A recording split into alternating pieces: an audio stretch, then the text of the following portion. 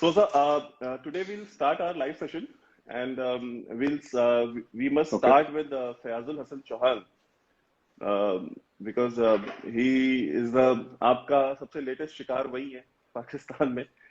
So, how are you feeling after he is sacked? And No, we are I'm, keeping this I'm, all I'm, very very casual conversation. We are not talking, big issues here. हाँ नहीं बिल्कुल यार Hmm. I'm very surprised actually Hmm. that Hindi में कहते हैं ना आ बैल मुझे मार. There was Right. no requirement for Faizul Hasan Chauhan to have that meeting, have that conference here. There was no Right. requirement of Faizul Hasan Chauhan to say that मैं challenge करता हूँ और ये करता हूँ वो करता हूँ. वो बात होती है ना कि when you challenge somebody and then he accepts your challenge, then where do you go after that? You go home if you're a You Pakistani. if you're a Pakistani, you go home. I think he's gone home, and I think there is a problem. The ISI and the Pakistani army did not take it very well because he made a fool of himself and he should have kept his mouth shut. But Faizul Hasan Chauhan is known for foot in the mouth disease. Yeah, वो पहले भी उसका मसला रहा है ना ये. So he's been like Right. that. Absolutely. अच्छा. So the second thing is कि हम अगर सर कभी भी देखते हैं जो पाकिस्तानी सोसाइटी है वहाँ की जो लीडरशिप है, बाय एंड लार्ज जो टॉप लीडरशिप है वो चाहे इमरान खान की हो, चाहे नवाज शरीफ की हो, चाहे भुट्टो फैमिली की हो, they all are secular people. ये इमरान खान हैज टर्न, वो अभी तस्वीर लेके तो उसने घूमना अभी शुरू किया है. ही हैज नॉट वो always been like that. Peerni के चलते घूम रहा है वो, वरना नहीं घूमता वो. उसकी बीवी है ना Peerni. Right. She has only told him. बिल्कुल. I was just reading a book, sir, about his bio. Like he has written a book, मैं और मेरा पाकिस्तान. And उसने पूरी लाइफ में यही पीर फकीर, ये दरगाह वो दरगाह, ये जादूगर और ये मतलब he has spent his entire life in Pakistan visiting all such people. तो ये जो नया पाकिस्तान है ये क्या पीरों और फकीरों ने बनाना है? वैभव, आप बिल्कुल सही कह रहे हैं क्योंकि मैंने भी किताब पढ़ी थी जिसमें इमरान खान ये बता रहा था कि टेस्ट मैच के पहले वो किसी पीर के पास गया था and he was very upset और बोला कि सब पीर साहब अब तो हार ही गए. तो पीर साहब ने बोला नहीं बच्चे, आप ऐसे खेलें वैसे खेलें, आप जीत जाएंगे, ये कर लें कुछ, मतलब काले कुत्ते को मार दें, पता नहीं सम को टोटका बताया होगा. अच्छा, he actually won the test match. तो Imran Khan is arguably one of the greatest all-rounders this world has seen. Yeah, he's right up there with Ian Botham and he's right up there with Kapil Dev and these other guys and also. So obviously he's fantastic, but ये जो होता है, this also shows some sort of emotional weakness. जब कोई बंदा ना किसी सहारे को ढूंढता है ना, कि मुझे अगर पीर कह देगा तो ये बात ठीक हो जाएगी, अगर कोई फकीर कह देगा तो ये बात ठीक हो जाएगी. और वही अभी भी कर रहा है. अब तो उसने इतनी इंतहा हो गई वैभव, उसने पीरनी से शादी कर ली. अब वो घर में बैठा है पीर उसके. पहले तो जाता था ना. हाँ. Now he's got this thing Peerni at home. And sir वो पीरनी का जो हस्बैंड भी है, लाइक वो फिरौन बना हुआ है. लाइक वो पूरे पाकिस्तान में वो एस्टन मार्टिन लेके दौड़ा रहा है. एंड मुझे नहीं पता, मतलब आसिम बाजवा की रेट से वो पैसे कमा रहा है. And how it is happening I don't know. Even her kids with her first husband, उसके बच्चे भी, वो लाहौर में बुजदार की कोई हैसियत नहीं है. Buzdar is the chief minister of a state. और वो पूरा जो पंजाब प्रोविंस का जो पूरा जो एस्टेब्लिशमेंट है, चाहे पूरी ब्यूरोक्रेसी है, वो उसके बच्चे और उसका फॉर्मर हस्बैंड रन करता है, जो पीरनी है उसका. नो एब्सोल्युटली वैभव, बिल्कुल ठीक कह रहे हैं. देखिए बात ये है ना, कुछ ना कुछ तो डील हुई है. उसने ये जो बात है, this marriage is not based on romance और एनीथिंग लाइक दैट और ऑन लव और म्यूचुअल रिस्पेक्ट और समथिंग लाइक दैट. ये इसके दिमाग में टोटका था. टोटका पूरा हो गया पीरनी से शादी करके. पीरनी का जो पहला हस्बैंड था, आई थिंक 4-5-6 बच्चे हैं, कोई आधे दर्जन बच्चे हैं पीरनी के भी.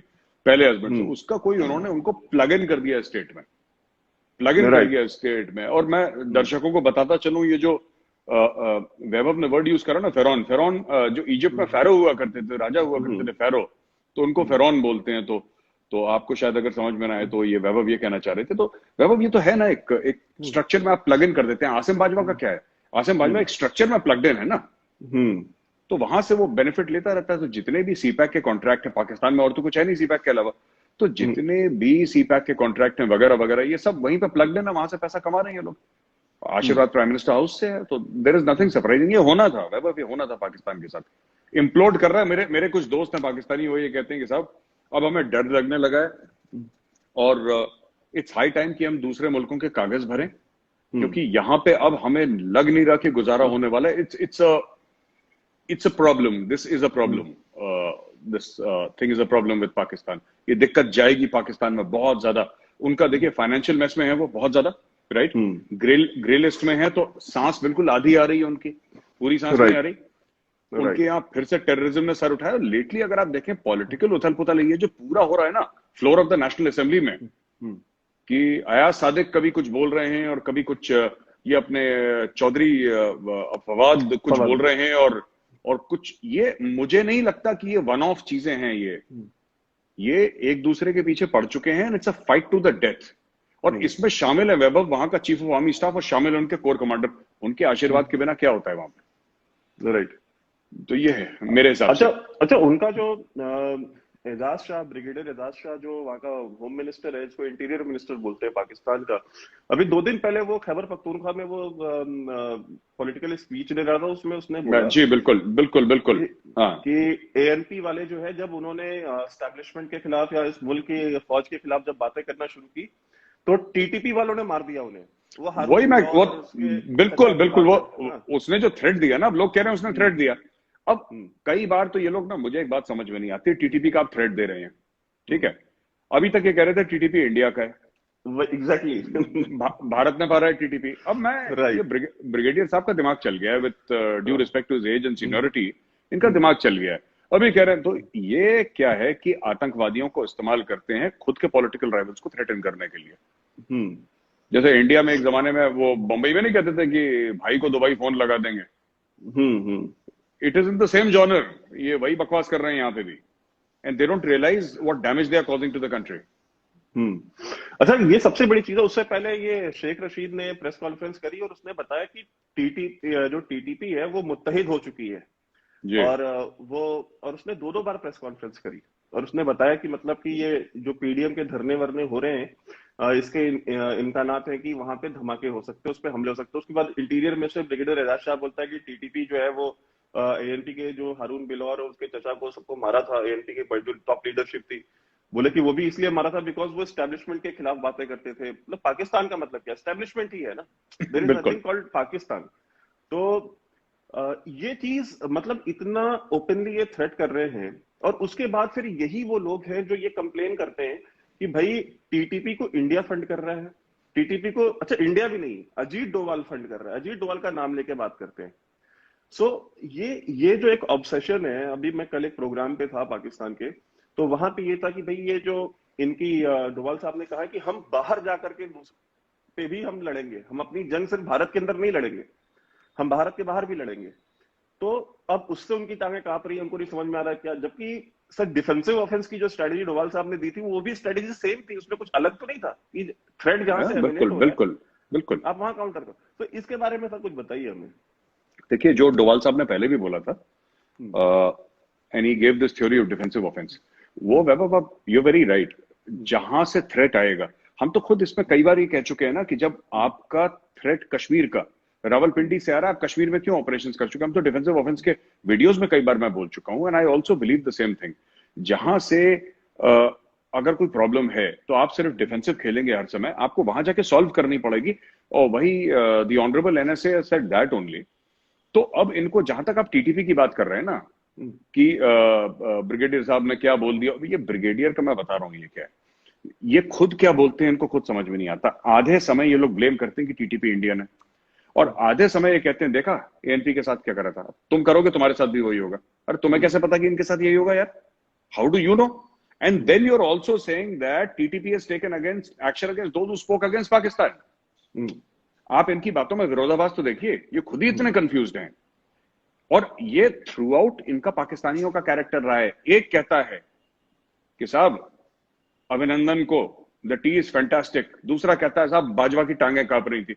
ये इनका पता नहीं क्या। देखो मैं एक बात बताऊंगा, वो मैं तो बार बार जो दर्शक है ना, मैं उनको एक ही चीज बोलता हूं यार, देखो साफ सीधी बात है, जिस दिन आपने पाकिस्तान को फॉलो करना शुरू करा, उसकी खबर को फॉलो शुरू करा आपने, पाकिस्तान की न्यूज को, जैसे आप और हम करते हैं, ये नेटफ्लिक्स देखना बंद कर देंगे लोग। इतना एंटरटेनमेंट किसी मुल्क में है ही नहीं, इतना एंटरटेनमेंट कहीं भी नहीं है, ये जो पाकिस्तानी हमें देते हैं फ्री में रोज। हाँ। आप 2 पाकिस्तानी अखबार पढ़ लीजिए या हम्म। 2-3 पाकिस्तानी यूट्यूब चैनल देख लीजिए, आपको लगेगा यार दिस इज अ सर्कस, ये मुल्क है ही नहीं, तो सर्कस है। हम्म। जी। अच्छा, एक एक सवाल ये हमेशा करते हैं लोग कि अभी जैसे जो चाइना का जो एग्रेशन है, चाइना के एग्रेशन के ऊपर हमने बहुत सारे वीडियोस भी बनाए, डिफेंसिव ऑफेंस पे हमने उससे बहुत बात भी करी है, हमने बहुत सारे तरीके भी बताए, how we need to actually deal with them. But एक क्वाड को लेकर के कुछ लोग बहुत सवाल कर रहे थे चैनल पे कि सर क्वाड बन रही है तो मतलब ये क्वाड का क्यों जरूरी है, और इसको हमें मतलब how it is benefiting India and how big of a threat it is for China?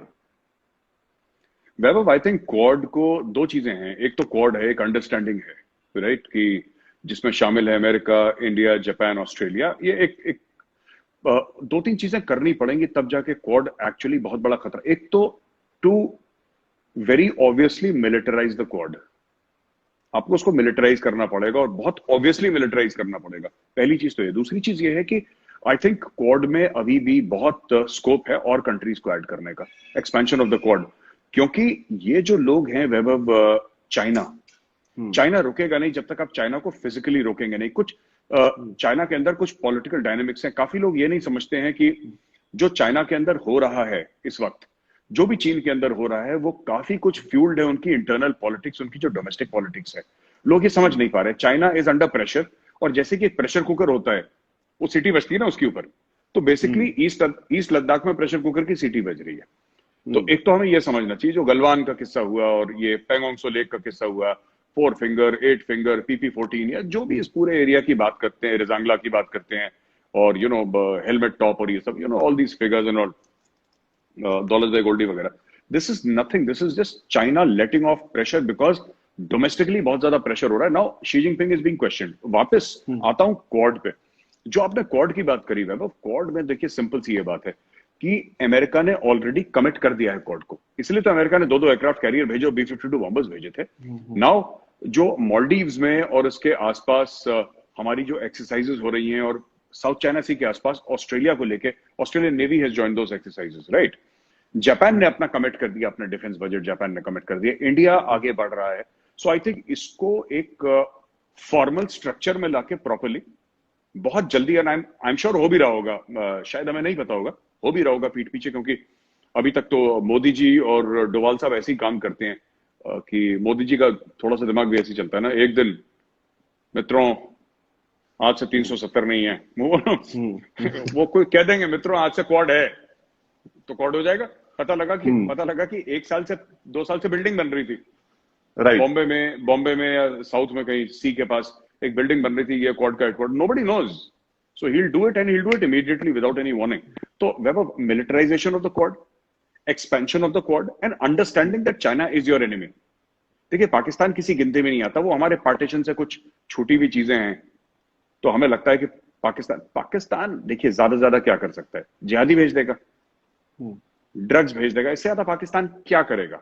और क्या कर चुका है पाकिस्तान आज तक? 1999 में उसने कारगिल करा था, तब तो पैर जाके पकड़ लिए थे वहां पे बिल क्लिंटन के, वॉशिंगटन में। Militarily Pakistan is zero. मैं आपको एक और बात बताता हूं, विदाउट चाइनीज सपोर्ट अगर पाकिस्तानी आर्मी, नेवी और एयरफोर्स पूरी की पूरी मोबिलाइज करती है वैभव, ये 2 हफ्ते के अंदर पूरा मुल्क बैंकरप्ट हो जाएगा। इनके पास इतना पेट्रोल नहीं है कि मोबिलाइज करते हैं पूरी फौज को। They don't have that. It's only because the CPAC is coming through Gilgit Baltistan, Pakistan occupied Kashmir, जिसको ये लोग आजाद कश्मीर बोलते हैं, पाकिस्तानी मतलब, और यहां से पूरा जो एरिया है it is important for China, इसलिए इनकी नाक जो है पानी के ऊपर है ना। लेट अस से, आई एम जस्ट सेइंग, एक वियर्ड एग्जांपल मैं आपको देता हूं वैभव, कल अगर ऐसा हो कि चाइना को सीपैक का ऑल्टरनेट मिल जाए, एक उदाहरण दे रहा हूं आपको, चाइना को सीपैक का ऑल्टरनेट मिल जाए, चाइना इतनी जल्दी पाकिस्तान को डंप करेगा ना, ये मतलब इन्वेस्टमेंट्स, फायदा फिर उठाएगा उसका, क्योंकि जियो स्ट्रेटेजिक लोकेशन तो है पाकिस्तान की। And as far as India, अगर आप इंडिया में खड़े होकर देखें तो it's gateway to central Asia, इसमें कोई दो राय है नहीं। And Iran can not be trusted, I don't trust Iran यार, in spite of Chabahar port और एनीथिंग, मेरे दिल से मतलब honestly speaking, and I think you share my views on this, Iran तो है ही ऐसा, मतलब ना, इट्स अ गॉन केस यार, यू कांट ट्रस्ट ईरान। तो जो लैंड रूट की बात करते हैं ना सेंट्रल एशिया में, वो तो हमारे लिए इंपॉर्टेंट है। बाकी land route to central Asia और Afghanistan, even for the coalition forces जो अफगानिस्तान में ऑपरेट कर रही हैं, उनके लिए भी इंपॉर्टेंट है। लेकिन अगर चाइना को यह पता लगता है कभी कि देयर इज एन ऑल्टरनेटिव, और मैं बता रहा हूं ऑयल आना है जैसे वहां से, ये सीपैक का क्या कर रहे हैं, एक तरफ से ऑयल आएगा, एक तरफ से फिनिश गुड्स आएंगी, ये यही मसला है ना। राइट। कल अगर कोई बंदा गाड़ी बनाता है, अभी इलेक्ट्रिकल व्हीकल्स का चल रहा है 300-400 किलोमीटर पर चार्ज। अभी अभी मर्सिडीज ने एक लॉन्च करी, और इंडियन गवर्नमेंट ने भी कई, I think 16-17 companies, I am not sure of my facts, मुझे इतना ठीक से ध्यान नहीं है, काफी कंपनीज को लाइसेंस दिए हैं कि आप ईवीज बनाइए, इलेक्ट्रिकल व्हीकल्स। जिस दिन वैभव, जिस दिन आपके पास ऐसी गाड़ियां आ गई, और वो दिन ज्यादा दूर नहीं है, जो 500, 700, 1000 किलोमीटर पर चार्ज में चलेंगी, कार्स एंड व्हीकल्स एक्सेट्रा, आधा सीपैक का काम बंद हो गया, by the way, just to tell people so that they know, right, कि चाइना पाकिस्तान इकोनॉमिक कॉरिडोर का काम बंद हो चुका है। अभी जब हम बात कर रहे हैं, वहां काम बंद है पूरा। वो जर्नैल पैसा खा रहे हैं, वो अलग बात है, लेकिन काम बंद हो गया। तो the day that happens, no, it is going to be very detrimental for China. ये पूरी तेल की इकोनॉमी, ये सब ना, एवरीथिंग विल चेंज। तो वर्ल्ड बहुत फास्ट मूव कर रहा है, and I think Quad is the answer to China. China को ठोकना पड़ेगा वैभव एक बार ना, China must take a solid hit, तब जाके उनको बात समझ में आएगी। ये जो हम टॉक्स करते हैं ना, कोर कमांडर लेवल की टॉक्स, ये कमांडर लेवल की talks, I don't think China takes all these talks seriously यार। मुझे नहीं लगता चाइना सीरियसली लेता है इन टॉक्स को। वो हम ही लोग हैं, हमारी आदत है ना कि चलो बात करके कुछ मसला सुलझाते हैं। चाइना को कोई इंटरेस्ट नहीं है, उनको जाके गिरा दो कोई चाइनीज सोल्जर्स, तो अपना बातचीत करने के लिए आ जाएंगे वो। राइट। अच्छा सर, हम एक चीज ये भी देखते हैं कि सऊदी अरेबिया जो है, सऊदी अरेबिया ने नवाज शरीफ के ऊपर बहुत इन्वेस्टमेंट करी है। जब मुशर्रफ ने इनको एग्जाइल में भेजा था, तो नवाज शरीफ को सऊद फैमिली के ही कहने पे जिंदा छोड़ा गया था, otherwise they had plans to kill Musharraf, sorry, kill Nawaz Sharif. So ये चीज है, और उन्होंने कई सालों तक उनको, नवाज शरीफ को अपने यहाँ अपना जो है रॉयल गेस्ट बना करके रखा। जेद्दा में पैलेस है उसका भाई, जेद्दा में पैलेस में रहा वो 10 साल। And that palace was also built by the Saudis only, and it was gifted to Nawaz Sharif. Correct. And secondly, I have see, ये जो पीडीएम का पूरा जो शुरू है पाकिस्तान के अंदर, या नवाज शरीफ की जो इतनी हिम्मत हुई है कि वो जनरल फैज, जो कि आईएसआई चीफ है और आर्मी चीफ का नाम लेकर के बात कर रहे हैं, और ये इंडिकेशंस दे रहे हैं कि मेरे सीने में बहुत राज है। और उनके जो पार्टी लीडर्स है, अयाज सादिक ने एक्सप्लेनेशन दी है, बट उन्होंने वो अपनी बात से पीछे नहीं हटे जो उन्होंने पार्लियामेंट में कहा था। और पाकिस्तानी मीडिया, अयाज सादिक ने भी बोला है कि मेरे सीने में कई राज है। हाँ, अयाज सादिक ने भी ये बात बोली कि मेरे सीने में कई राज है, क्योंकि भाई वो स्पोक्स पर्सन रहा है, मतलब वो स्पीकर रहा है वहां की नेशनल असेंबली का, पार्लियामेंट का। तो सर ये चीज है कि तो सऊदी जो है उनको ये नाराज करके बैठे हुए हैं, बिकॉज ये टर्की और मलेशिया के साथ मिलकर के ये अपना एक ट्रायड बनाना चाह रहे हैं, क्वाड के, ये काउंटर करेंगे। सो इनका जो है ये सऊदी उससे नाराज है, वो जनरल फैज से भी नहीं मिले, बाजवा से भी नहीं मिले, जो प्रिंस सलमान है। So how do you think कि ये जो इन्होंने जो हर किसी से बिगाड़ लिया है अपना रिलेशन, और सऊदीज जिन्होंने इनका पूरा न्यूक्लियर प्रोग्राम फंड किया है, and Saudis are the only people जिन्होंने इनका न्यूक्लियर साइट विजिट किया है, बाकी दुनिया में किसी ने विजिट नहीं किया। Even Pakistani politicians, prime ministers, presidents में सिर्फ नवाज शरीफ था जिसको दूर से दिखाया गया, वो भी अंदर न्यूक्लियर साइट में उसको एंट्री नहीं दी गई थी। तो सर ये जो सऊदीज को नाराज करना, सर ये कितना इनको महंगा पड़ने वाला है? वैभव, इनको महंगा पड़ चुका है। देखिए, चाइना लोन देता है, ठीक है, सऊदी एड देता था, फर्क है। आप चाइना वो शाइलॉक एक कैरेक्टर था ना शेक्सपियर की प्ले में, चाइना शाइलॉक है। चाइना अगर आपको लोन देगा तो गुर्दा कलेजी रखवा लेगा, जो नली के अंदर गूदा है ना वो निकाल लेगा। China, they are a typical people with a typical mindset. और ये पाकिस्तानियों को कोई फर्क नहीं पड़ता, क्योंकि जो इनका अशराफिया है, जो इनकी टॉप क्रीम है पाकिस्तान की, उनके सबके डुअल पासपोर्ट्स हैं वैभव। राइट। तो अगर पाकिस्तान ये डुअल पासपोर्ट्स क्यों लेते हैं? क्योंकि इनको अपने मुल्क पर भरोसा नहीं है। इनको पता है जिस दिन मुल्क डूबेगा हम भाग जाएंगे। इमरान खान के बच्चों का पासपोर्ट पाकिस्तानी नहीं है। आप इमरान खान को छोड़ें, इमरान खान के पासपोर्ट का, ये जो आईएसआई चीफ है, आईएसआई चीफ की फैमिली फ्रांस में रह रही है। राइट। जो जनरल फैज है आईएसआई का चीफ, और ये फ्रांस को बॉयकॉट कर रहे हैं। अपने जो बेचारे जाहिल जो पॉपुलेशन है उसको सड़क पर उतार दिया कि प्रॉफिट के कार्टून निकाले हैं तुमने और फ्रांस को बॉयकॉट करो, फ्रांस को बॉयकॉट करो।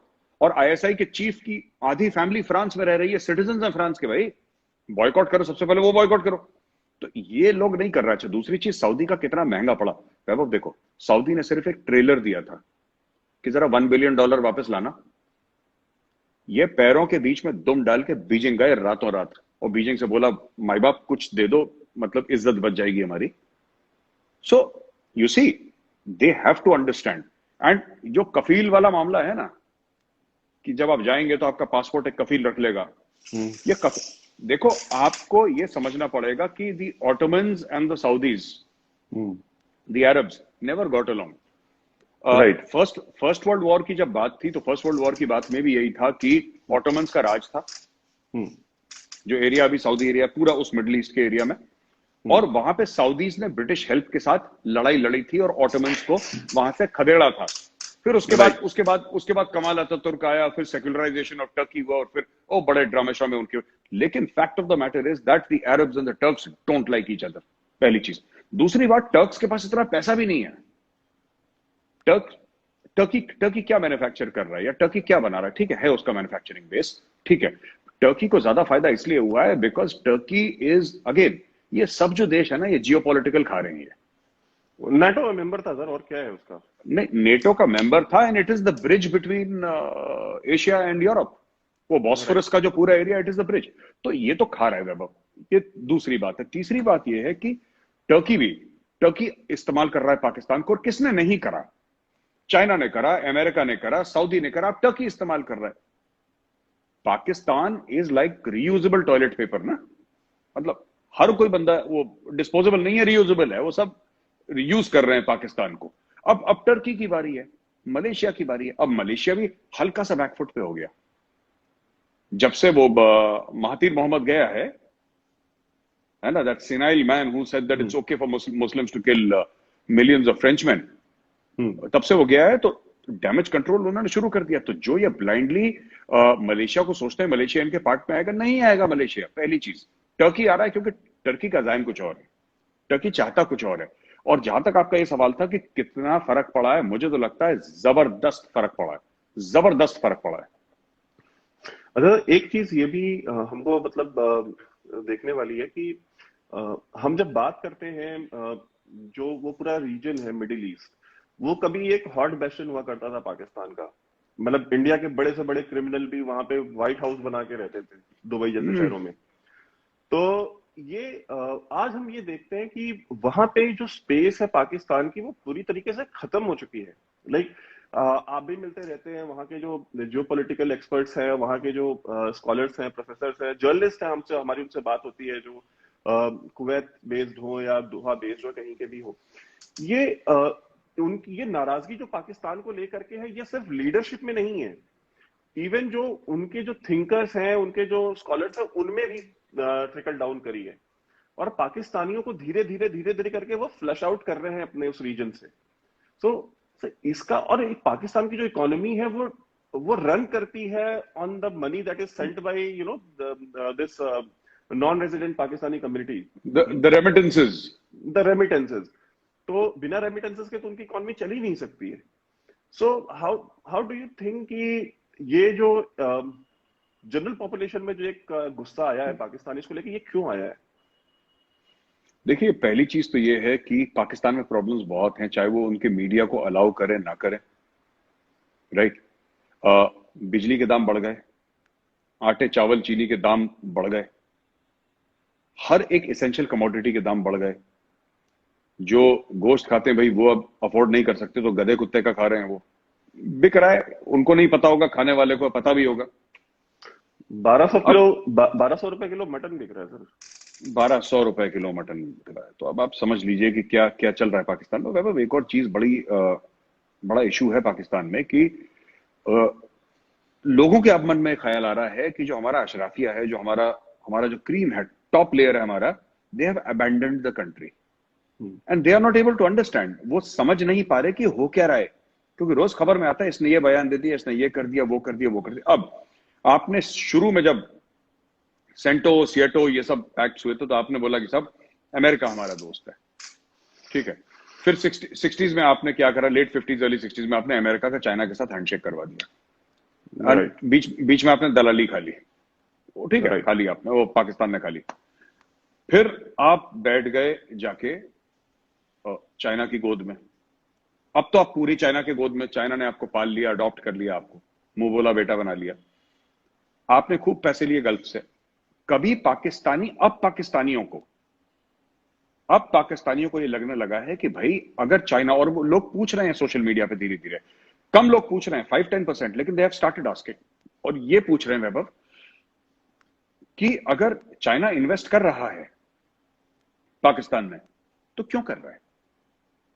सिर्फ ये कहना कि भाई चीन अपना यार है, वो हबीब जालिब की नज्म थी ना, चीन अपना यार है उस पर जाने सार है, ये हमें ये समझना पड़ेगा कि आखिर चाइना क्यों इन्वेस्ट कर। आप पूछिए ना, अगर कोई मेरे घर पे आता है बोलता है मेजर साहब ये लीजिए 10 करोड़ रुपए, मैं कम से कम पूछूंगा तो कि साहब क्यों दे रहे हैं पैसा, आपको इसके एवज में क्या चाहिए।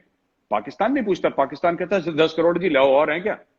They have that the repercussions like a teenager using a credit card. I often like to give this analogy with Pakistan, but like a teenager using a credit card, जिसको कि कल वो क्रेडिट कार्ड का bill नहीं देना, swipe करते रहो, shopping करते रहो, जब होगा तब देखी जाएगी, ठीक है। तो सर्कुलर डेट ऐसे ही बनता है, ये एटीट्यूड होता है नेशंस का, तब सर्कुलर डेट बनता है, इससे लिया उसके पैसे दिए, इससे लिया उसके पूरे करे। पाकिस्तान यही कर रहा है। अब जो आम आदमी है उसके लिए अब जीना वैभव, 1 लाख रुपए 2 लाख रुपए महीना जो कमा रहा है ना पाकिस्तान में, which is a fairly decent salary, आदमी वो जिंदा नहीं रह पा रहा, वो अपने बच्चों को खुराक नहीं दे पा रहा, वो बच्चों की फीस टाइम पे नहीं दे पा रहा, बहुत बुरे हाल है। और ये इमरान खान ने करे, और जो मैं डवटेल करता हूं पुराने क्वेश्चन पे ना कहीं तो मुझे लगता है कि सऊदी ने नवाज शरीफ को बोला है कि चढ़ जाओ बेटा। बिल्कुल बिल्कुल, चाबी दी है उसको, चाबी उसको दी है। और नवाज शरीफ के मतलब ना, सऊदी के एहसान बड़े हैं नवाज पे। आपने 10 साल किसी को पाला है, और उस स्टाइल और उस स्टैंडर्ड से सिर्फ उसको नहीं पाला, उसके जो 40-50 लोग गए उनके लिए घर प्रोवाइड करा, उनको सैलरीज दी। तो ये सऊदी अरेबिया ने इन्वेस्ट करा सऊदी अरेबिया ने। अब सऊदी अरेबिया ने जब नवाज को हटाया तो सऊदी अरेबिया ने ज्यादा नहीं करा, क्योंकि भाई उनको पाकिस्तान से मतलब था, कोई भी हो। पर जब से ये इमरान खान का दिमाग खराब हुआ है, और इमरान खान जाके फिर तुर्की की गोद में बैठ गया, अब उनको तो करना ही है, फिर they have to do it, so they are pulling out the strings. वो तो होता ही है, देखो ये व्हीलिंग डीलिंग होती है इंटरनेशनल अफेयर्स में, दिस इज वेरी कॉमन। हम होते तो हम भी शायद वही करते थे। तो सर एक क्वेश्चन ये है कि इंडिया में बहुत सारे टेररिस्ट अटैक हुए हैं, इंडिया में बहुत सारी इंडिया की जंगें हुई हैं दूसरे मुल्कों से, लेकिन सर मैंने कभी मुंबई शहर में कभी दाऊद इब्राहिम का या बाजवा का या इमरान खान का या लेफ्टिनेंट जनरल फैज का, मतलब इनकी तस्वीरें कभी मैंने रोड पे नहीं देखी। लेकिन जो इंडिया का क्लोजेस्ट एलाई है, मतलब आज की तारीख में फ्रांस से ज्यादा क्लोज एलाई इंडिया का कोई भी नहीं है, ना ही रशिया है ना ही अमेरिका है। आपको अगर वीटो की जरूरत पड़ती है सिक्योरिटी काउंसिल में, तो वो फ्रांस प्रोवाइड करता है, वो ना रशिया प्रोवाइड करता है ना अमेरिका प्रोवाइड करता है। तो आपका जो सबसे क्लोजेस्ट एलाई है, आप उसके प्रेसिडेंट की तस्वीरें आप सड़कों पे लगा रहे हैं, तो क्या दाऊद इब्राहिम और जो बड़े बड़े जो टेररिस्ट हैं जिन्होंने आपके लाखों बंदे मार दिए हैं आज तक पिछले 70-72 साल में, उनसे भी गया गुजरा आदमी है इमैनुअल मैक्रोन? इमैनुअल मैक्रोन ने कहा क्या, पहले तो इनको यही नहीं पता। उसने सिर्फ ये कहा कि मैं इससे अग्री करूं ना करूं चार्ली हेब्डो कार्टून्स का। Fact of the matter is we have a certain culture in our country. तो मैं उन लोगों को ये कहना चाहता हूं, कोई किसी मजहब के हो, खासतौर से अगर मुस्लिम्स हो, अगर आपको पता है कि वहां पे वैसा है तो आप क्यों जाते हैं वहां पे, क्यों जाते हैं? आपको जाना भी है वहां पे, मैं सबकी बात नहीं कर रहा, there are vast majority of maybe hard working people. मैं कभी फ्रांस गया नहीं अपनी लाइफ में, तो मैं ऐसा कह नहीं सकता वैभव कि मुझे उसके बारे में ज्यादा नॉलेज है, लेकिन जितना पढ़ लिख के और फ्रेंच मीडिया की जो इंग्लिश में रिपोर्ट्स आती हैं वो पढ़ के कि इससे पता है क्या हो रहा है वैभव। मैं वापस बॉम्बे आऊंगा, मैं आपको फ्रांस से एक बात कहता हूँ कि यार फार राइट जो है ना, it is already taken shape in Europe. Far right आ चुका है। अब ये पता है क्या करेंगे, इन्होंने बिल्डिंग में लगाए ना कार्टून, ये हर जगह लगाएंगे कार्टून, आप देख लेना। ये मैं आपको बता रहा हूं। और ये चीजें और यूरोपियन कंट्रीज में, क्योंकि आप अगर ये सोचते हैं ना, इनको मैं ये कहना चाहता हूं, ये बात मैं एक पाकिस्तानी फ्रेंड से भी बात कर रहा था, तो मैं उसको बता रहा था, मैंने बोला भाई ऐसा है कि आप ये मत सोचना कि यूरोपियन डर जाएंगे। ये वही कौम है यूरोपियंस की जिसने फर्स्ट वर्ल्ड वॉर और सेकंड वर्ल्ड वॉर लड़ाई लड़ी है इन्होंने, जो आपने नहीं लड़ी, ये इन्होंने लड़ी है। और आप खैर मनाएं कि ये लोग उस समय इस्लामिक वर्ल्ड जो था, ज्यादातर, नॉट ऑल, बट ज्यादातर इससे परे था। इन्होंने आपस में इतनी मारकाट, करोड़ों लोग इन्होंने मार दिए था, करोड़ों लोग डिस्प्लेस कर दिए, लाखों दर लाखों, मिलियंस अपॉन मिलियंस इन्होंने मार काट दिए। इतना ज्यादा खून खराबा यूरोप में देखा है क्रूसेड के टाइम से, उसके पहले Europe is been a very violent place. अब इनको लगता है साहब कि अच्छी अच्छी यूरोपियन स्ट्रीट्स हैं, सब लोग सिविलाइज्ड हैं, you know, people are nice, हम फायदा उठा लेंगे, हम गुंडागर्दी कर लेंगे, यू नो, सड़क के बीच में हमें जो करना है हम कर लेंगे, यू नो, अपने जो भी है हम ये देखना। They don't understand Europeans are extremely violent people. They are the most violent people on earth. This entire colonial experience is European. भाई जो डच थे, जो इंग्लिश थे, जो फ्रेंच थे, जो पोर्चुगीज थे, ये कहां है ये सब मुल्क? फाशिज्म ने कहां जन्म लिया है? हिटलर कहां का था? यूरोपियंस तो पागल हैं बिल्कुल। ये तो अभी जाके थोड़ा सा टाई वाई पहन के शरीफ हुए हैं ये, कि गुड मॉर्निंग गुड आफ्टरनून तो अब बोलना सीखा। मतलब एक, I am giving an example, लोग ये ना सोचे कि यार अभी से गुड मॉर्निंग, मतलब I am just giving an example कि अब ये तमीजदार हुए हैं। This right. Is been a very very, they are a very violent people. और अगर इनको छेड़ा जाएगा, they will come back to that violence. क्योंकि देखिए, जो ट्रू नेचर होता है ना किसी भी लोगों का, आपको क्या लगता है कि 70-75 साल में वो खत्म हो जाता है? ऐसा नहीं है। True nature is true nature. वो नीचे दबा हुआ है, वो फिर उठ के आएगा। इससे क्या होगा? अच्छा, जो आपने सवाल पूछा कि साहब बंबई की सड़कों में, अगर मैं इसका सही दिल पे हाथ रख के जवाब वैभव दे दूं, तो यहां पे लोग लिख देंगे संगी है ये, क्योंकि सच नहीं सुनना चाहते कोई। Nobody wants to listen to, ये बीजेपी का एजेंट है ना, ये तो आरएसएस का आदमी है। पर सच तो हमें बोलना पड़ेगा, राइट? हम कब तक बचेंगे? अब सच बोलना पड़ेगा। और सच यही है कि एक पॉपुलेशन है, राइट, जो उम्मा में बिलीव करती है। उनको यह नहीं पता कि फ्रांस है कहां, राइट? उसको यह नहीं पता कि फ्रांस के नेबर्स कौन है, फ्रांस में जबान कौन सी बोली जाती है, फ्रांस के बारे में। लेकिन एक लॉयल्टी है एक उम्मत के लिए, एक लार्जर। आप देखिए ना, मुनव्वर राणा की शायरी तो हमने भी पढ़ी है, और हमें भी अच्छा शायर। हमें क्या पता कि ऐसा सांप निकलेगा मुनव्वर राणा? हमें, आपको, आई वाज, मतलब ठीक है, हमें पता था 2015 के बाद कि इसके जो आसार हैं ये थोड़े से गड़बड़ हैं। लेकिन for a person who has won the साहित्य कला अकेडमी अवार्ड, जो चाहे उसने 2015 में वापस कर दिया अवार्ड वापसी में, लेकिन एक उस दर्जे के शायर ने खुल के कहता है कि सपोर्ट्स बी हेडिंग। अब अगर आप मुझे या वैभव सिंह को संघी कह भी देंगे, हमें भाजपा का एजेंट कह भी देंगे, उससे मुनव्वर राणा और उसके साथियों का सच तो नहीं बदल जाएगा ना, कि सच उनका बदल जाएगा? सच तो नहीं बदलेगा। बात यही है, जो पोस्टर जमीन पर लगाए गए हैं मैक्रोन के, राइट? आपने, मैक्रोन ने गलत क्या बोल दिया भाई? मैक्रोन ने ये थोड़ा ना बोला कि नहीं पोस्टर जो कार्टून बने मोहम्मद साहब के मैं सपोर्ट करता हूं उसको। उसने ऐसा नहीं बोला। उसने बोला हमारे यहाँ फ्रीडम ऑफ स्पीच है, उनकी कंट्री का कल्चर है, आपको नहीं पसंद है आप मत जाओ यार वहां पे, क्यों मारकाट बचा रहे हो? आप बोल दो कि तुम काफिर हो, नहीं जाते तुम्हारे पास, तुम्हें जाना भी है, तुम्हें एम्प्लॉयमेंट बेनिफिट भी लेने हैं, तुम्हें वहां पे नौकरियां भी करनी है, तुम्हें शादियां भी करनी है, तुम्हें सिटीजनशिप भी लेनी है, तुम्हें जॉब्स करने हैं, तुम्हें बिजनेस करने हैं, और फिर तुम्हें वहां पे वही चीज फिर से तैयार करनी है, वही चीज जिसको हिंदी में कहते हैं उत्पन्न करनी है, जिसको तुम छोड़ के गए थे अपने मुल्क से इन द फर्स्ट प्लेस। अब वहां पे लीडर्स आ रहे हैं, मुस्लिम लीडर्स कह रहे हैं कि यूरोप में कि शरिया होना चाहिए। अरे इनका ये दिमाग से पैदल है क्या? ये कैसी बातें करते हैं लीडर्स जो यूरोप में है, कह रहे हैं कि शरिया होना चाहिए। भाई एक बात बताइए, शरिया है ना सऊदी में, सऊदी में जाके क्यों नहीं रहते हो? क्योंकि उनको पता है सऊदी में मुंह खोलेंगे तो जबान काट ली जाएगी, और वो ऑलमोस्ट 100% मुस्लिम मुल्क है, ऑलमोस्ट मुस्लिम कंट्री है सऊदी। आप जाके करो ना वहां पे, बहरीन में करो, आप करो कतर में, आप दुबई जैसी मेट्रोपॉलिटन और एडवांस सिटी में जाके करो ना एक बार। नहीं करोगे आप, क्योंकि वहां पे टॉलरेंस जीरो है, आप मुंह नहीं खोल सकते वहां पे। लेकिन यहां पे क्योंकि फ्रीडम ऑफ स्पीच है, तो आपको वही फ्रीडम ऑफ स्पीच का फायदा उठाना है, एजेंडा अपना वहां पे चलाना है, और फिर आपको विक्टिम कार्ड भी प्ले करना है। ये असली में स्टोरी चल रही है। अगर एक चीज इसमें ये भी है कि ये जो दोगलापन है, या जिसको अंग्रेजी में हिपोक्रेसी कहते हैं और उर्दू में मुनाफिकत, ये ये सारी जो है ना, ये इनकी टॉप लीडरशिप, मतलब वो पॉलिटिकल लीडरशिप हो या स्पिरिचुअल लीडरशिप हो, वो सारी की सारी में ये चीज आती है। जैसे जब असदुद्दीन ओवैसी को ये कहा जाता था कि भाई सऊदी अरेबिया में जिस मस्जिद में मोहम्मद साहब नमाज पढ़ते थे, अगर उस मस्जिद को रिलोकेट किया जा सकता है उसको गिरा करके, अगर जिस मस्जिद में जो जो पुरानी हिस्टोरिक इस्लामिक मॉस्क है, मोहम्मद साहब के टाइम की मॉस्क है, अगर उनको रिप्लेस किया जा सकता है, उनको हटाया जा सकता है, उनको डिमोलिश किया जा सकता है for building flyovers, roads, hospitals and other things, तो बाबरी मस्जिद तो क्यों नहीं किया जा सकता है, which is built on a disputed site which originally was a temple site.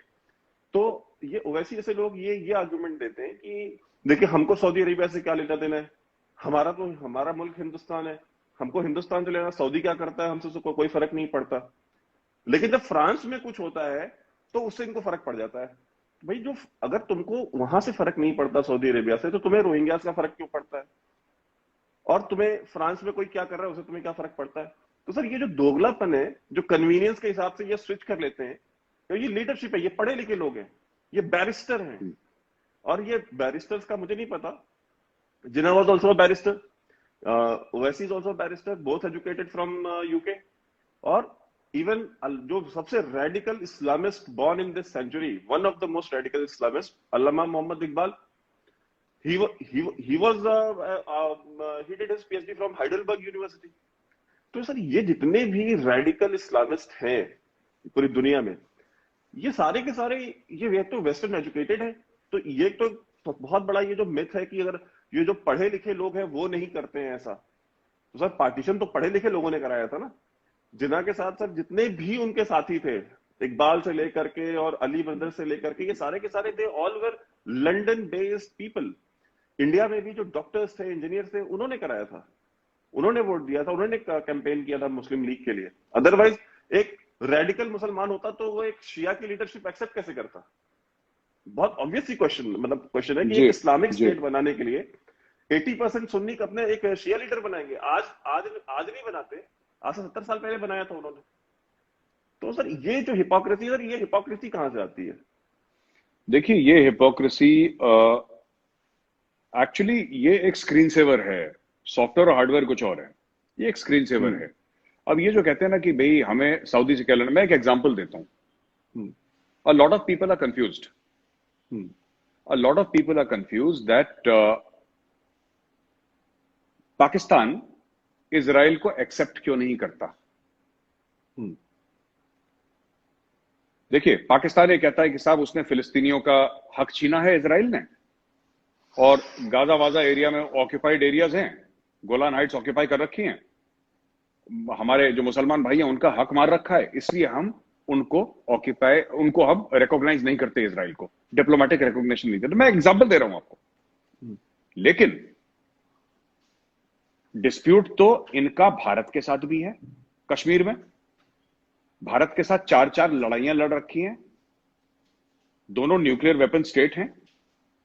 Pakistan ने क्रॉस बॉर्डर टेररिज्म भी कर रखा है। लेकिन आज भी पाकिस्तान यही बात कहता है कि भाई डायलॉग होना चाहिए, डायलॉग होना चाहिए। क्यों?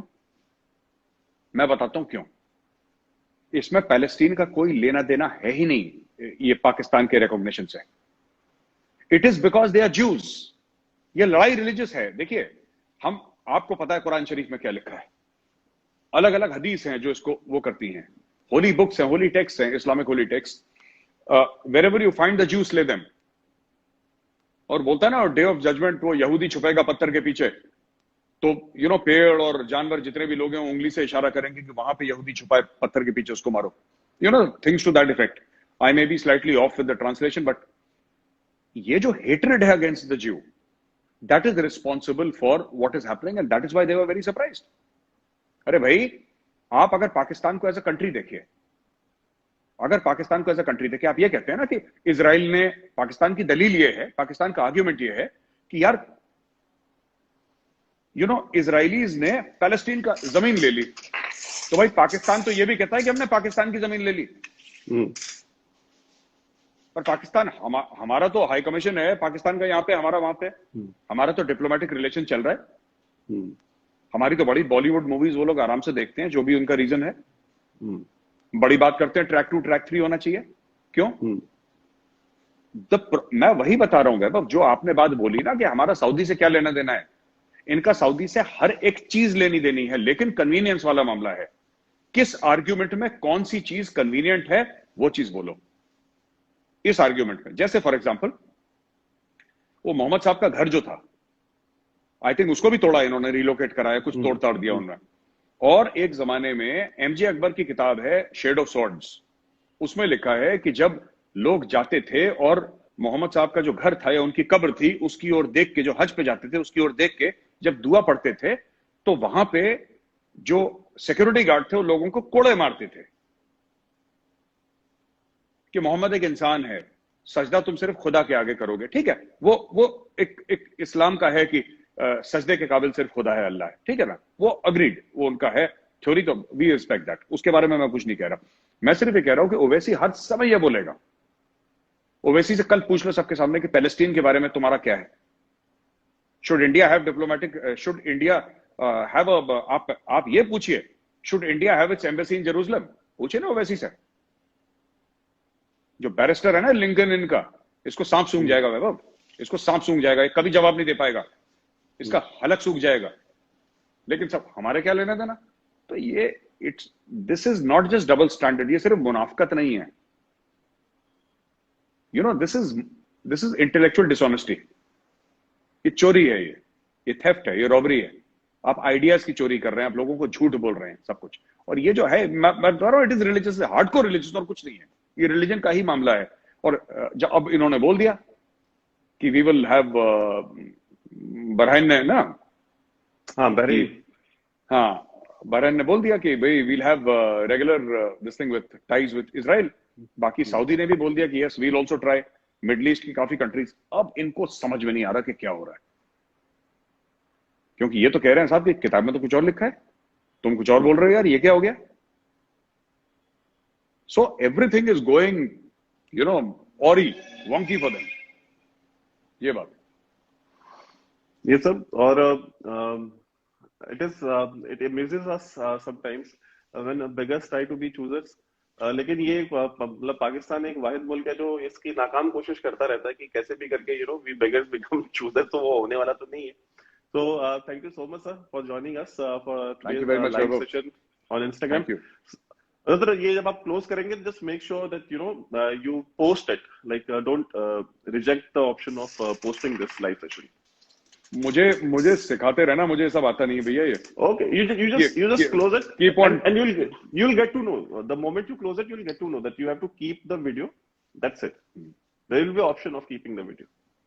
All right वैभव एंड सारे दोस्त जो देख रहे हैं, जय हिंद, नमस्कार दोस्तों। अब मैं वैभव ने जो बोला है मैं वो करने वाला हूँ, ठीक है, bye bye guys, see you, bye bye.